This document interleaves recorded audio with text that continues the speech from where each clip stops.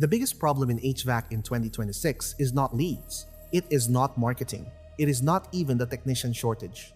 It is technician utilization, and most owners do not measure it. There is a 110,000 technician shortage, so owners push their best techs harder.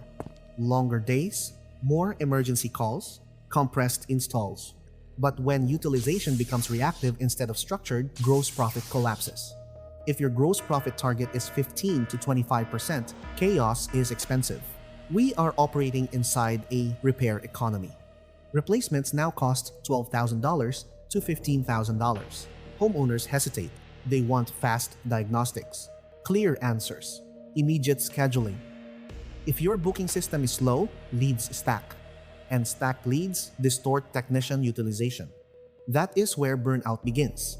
When you miss the 5-minute speed to lead window, you do not just lose the job. You create scheduling compression. Lead decay creates dispatch chaos. Dispatch chaos creates overtime. Overtime creates burnout.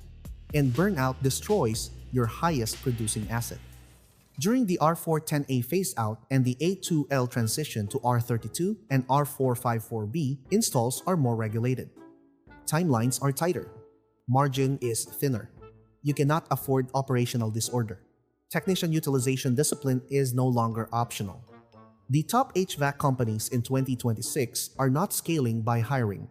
They are scaling by compressing response time. They use frictionless qualification. They use asynchronous booking. They eliminate the 27% missed call leak.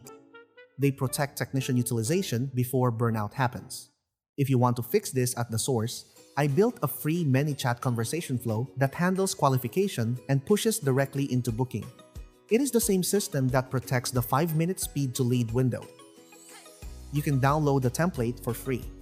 I also included step-by-step instructions showing exactly how to install it. It runs on the free tier. Start there. Fix your response time. Protect your best technician. Then build from structure, not stress.